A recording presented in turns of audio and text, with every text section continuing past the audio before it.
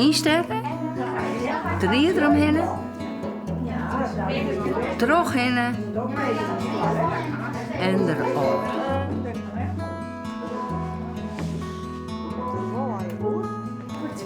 Nou, eerst dus deze er doorheen.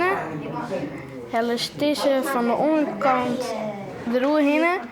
Lest deze eronder terug en lest hem raak liedje. Heb ik hem nu goed? Ja, dat was hem goed. Even boven.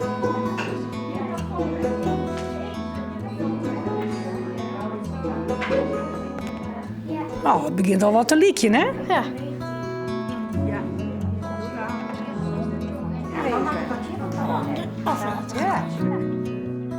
Wij zijn de beppers van het Braaicafé en we leren erbij aan braaien.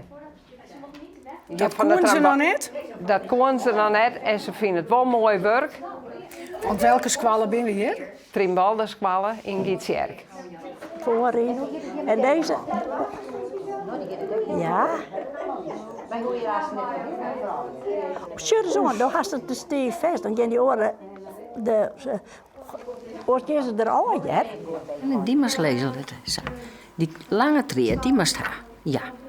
Eromheen. De tusken terug, onderlangs, tusken terug. Hoorloeken. En erom. Ik vind dat poer best geert. Het is de eerste slag verzeld. Ja, want is dat moeilijk? Vind je het moeilijk? Nee. De band zei ze het valt wel daar. Het klinkt zo makkelijk. Ja, maar het is wel moeilijk. Wat gaat er bij die wel eens mis? Ja, dan zit het treet in het midden en dan was het soms wel helemaal naar. Wol het wat? Ja. De heeft de prim net heel erg super relaxed beet. Nee. Dus het is nou wel een beetje moeilijk. Ja. Ik vind het wel leuk.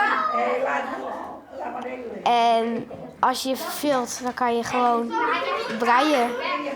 En dan verveel je je niet zo meer.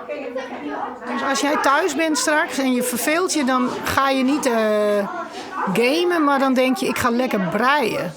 Ja. Ja, eigenlijk wel, ja. Wat doe je nou? Ben je de boel aan het uitheljen? Nou, kijk eens, hij had het hier mooi recht. En hier heeft hij steeds maar steekjes bijgemaakt. En zulke lapjes moeten het dus uiteindelijk allemaal gaan worden. En dit wordt bijna een zakje. Wat ben je ook kritisch? Ja, moet wel een beetje toch? Ze moeten toch wel goed leren, of niet?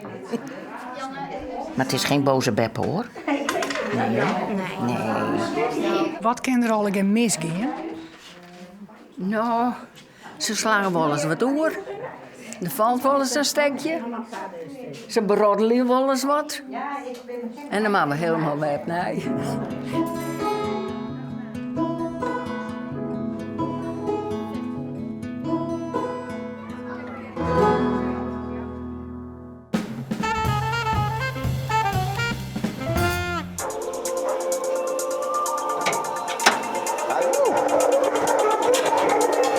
Dat zo.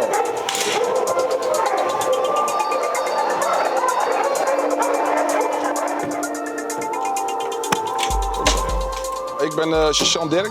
Ik ben werkzaam als groepscommandant speurhondengeleider op de vliegbasis Leeuwarden. Mijn hond Finn is een kruising Mechelaar. En samen met hem doen wij het opspeuren naar explosieven. Vooruit. Zoeken.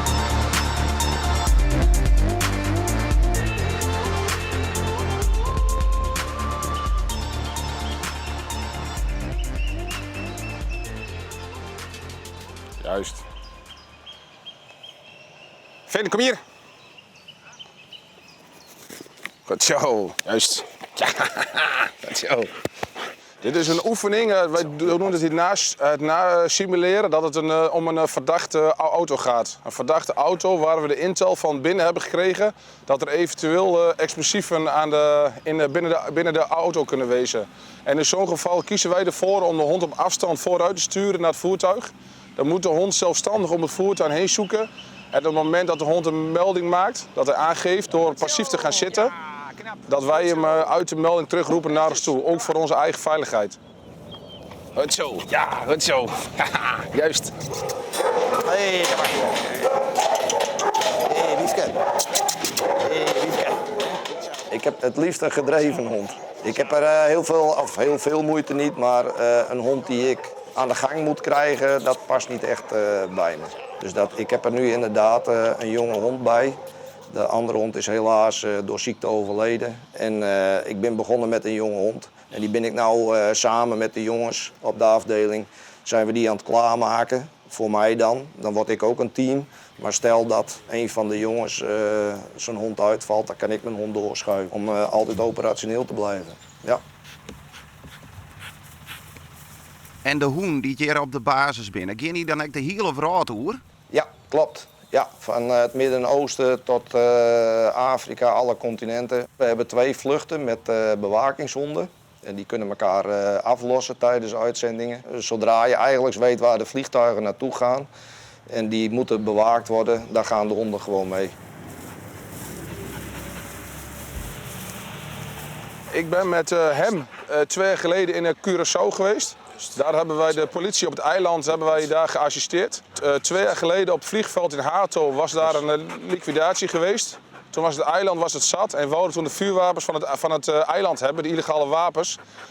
En omdat onze honden naast de explosieve ook vuurwapens kunnen vinden, zijn wij als team daarheen geweest om daar de politie te kunnen ondersteunen. Heeft wat dat ongeveer een bijzondere baan? Ja, dat is een hele mooie baan. Als je passie honden is, dan kun je niet op een mooiere plek werken als dit.